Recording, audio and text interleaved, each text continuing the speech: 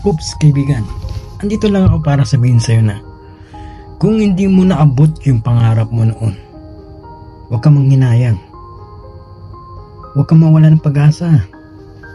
Look, sa lahat ng mga natulungan mo noon, tingnan mo sila ngayon kung ano yung naabot nila. Naabot nila yung mga pangarap nila.